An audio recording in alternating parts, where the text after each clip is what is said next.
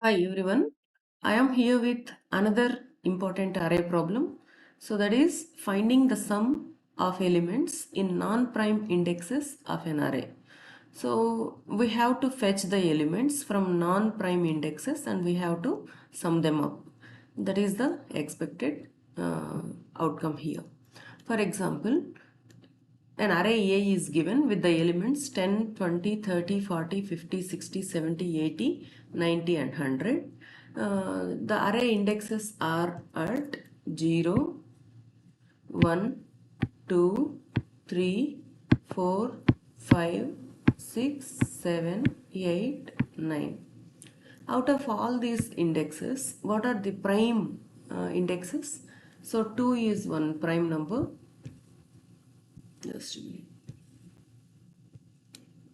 2 is prime, 3 is prime, 5 is prime, 7 is prime. So what are the remaining indexes? 0, 1, 4, 6, 8, 9. 0 and 1 should also be taken like non-prime indexes. So 0, 1, 4, 6, 8, 9 are the non-prime indexes. So what are the elements in those indexes? At 0, 10 is there. At 1, 20. At 4, 50. At 6, 70. At 8, 90. At 9, 100. So we have to sum up all these elements and this is the result. This is the expected output of the program. Okay, so shall we write a code for this one? Yeah. So for this one, I would like to apply sieve method. Sieve method I have already explained in another video. So if you want a clear idea about it, you please go and watch that video. Sieve method. Sieve method is the efficient method when we have to find or when we have to check a group of numbers as primes or not. For example, in this case, the size of the input is 10. Suppose if the input size is given as 100, then checking each and every index whether it is prime or not will consume the time complexity big O of n square root of n multiplied by square root of n.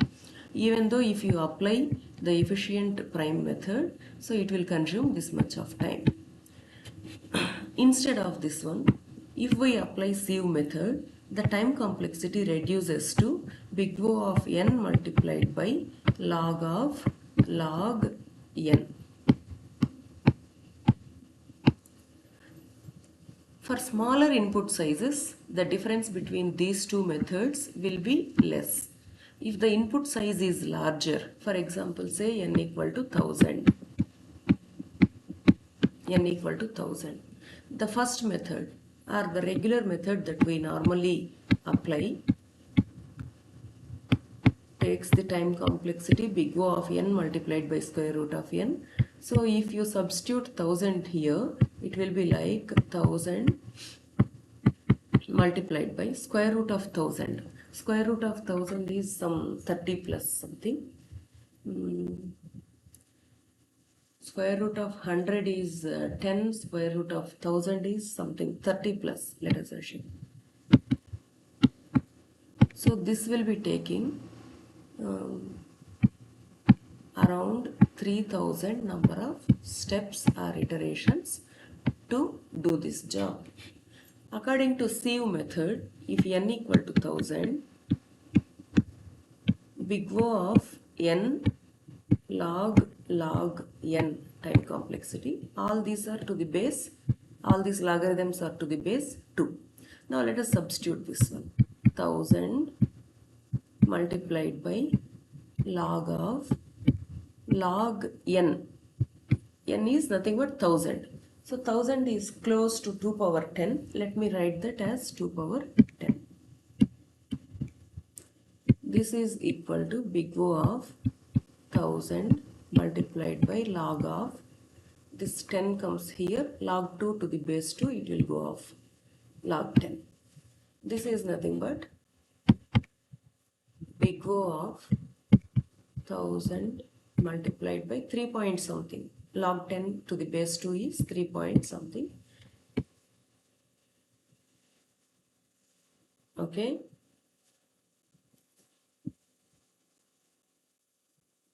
Did I do any mistake here? Yeah, this is 30,000 steps in previous case. This is nothing but big O of some 3,000. So what is the difference between these two? The first method, 30,000 steps. Second method, 3,000 steps when n equal to 1000. You see the difference between these two. The number of iterations or the number of steps is, the difference between the number of steps is approximately 27,000. So if n goes further high, the difference will also be huge. Okay, so this is the reason why I am going to consider sieve method, which gives the time complexity big O of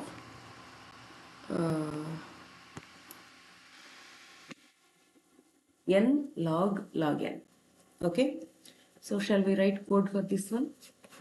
The sieve method is explained in some other videos. You please watch them if you need more clarity. Got it? So this is a regular method to check whether the given number is prime or not. Like that, how many numbers we will be checking? N numbers. And this is sieve method.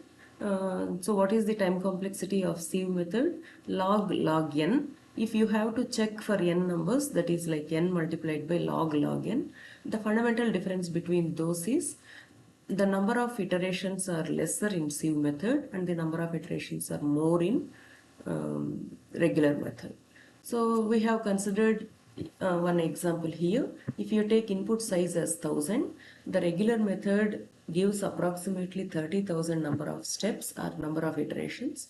The sieve method considers only 3,000 number of steps or iterations.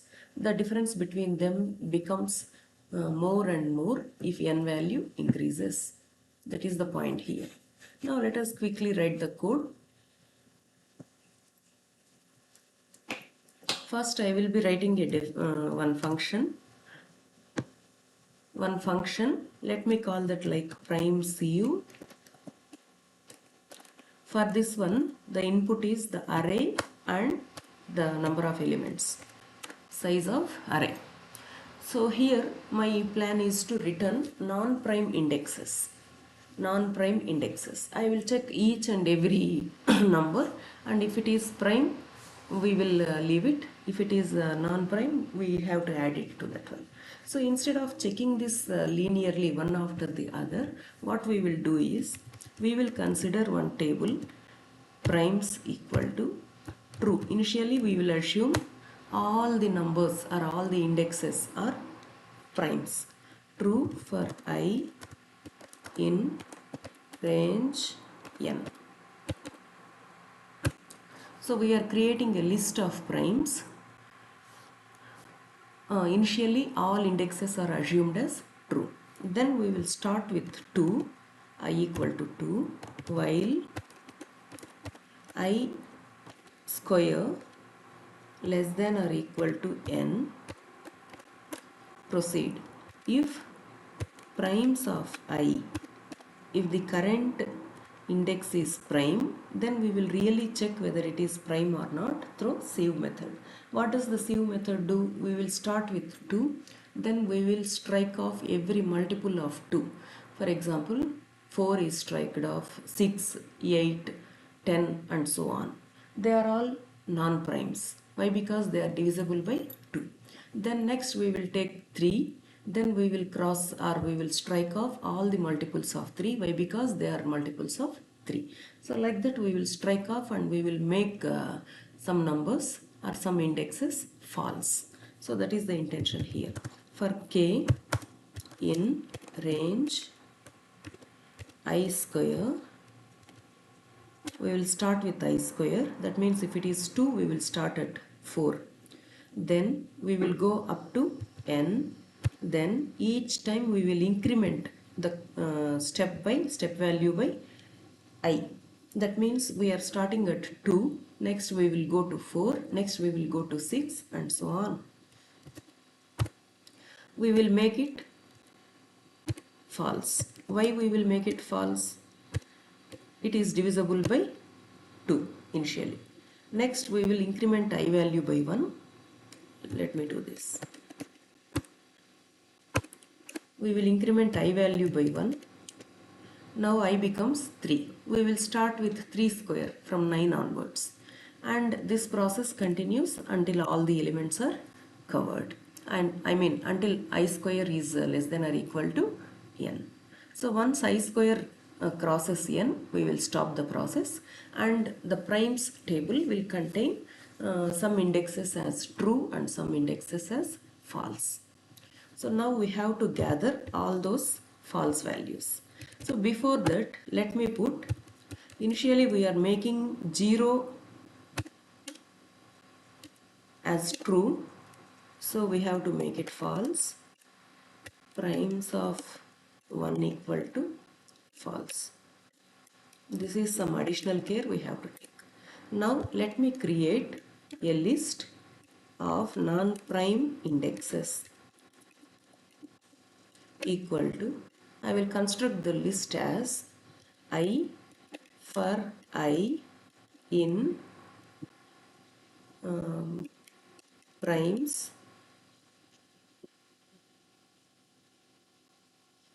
no sorry for I in range we would like to consider up to n. If not primes of I, if not primes of I means if primes of I is false, collect such I values. Okay, return non-prime indexes. Okay, the function is done. Now let me focus on driver code. In driver code, we will read the input from the user.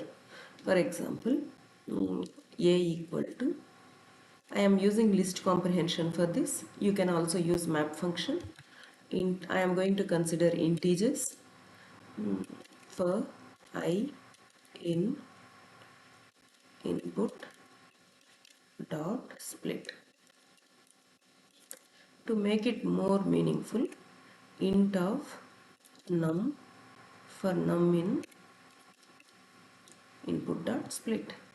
Okay, we have read the input and that is stored in the list A. Now we have to call this function prime sieve and to get the non-prime indexes. So let me call this as npi. Npi equal to prime sieve of a comma len of a. We have to send two parameters, I mean two arguments. The first one is the list, second one is the length of the list. We have sent both and it will return a list of non-prime indexes that will be stored in NPI. Now we have to take sum.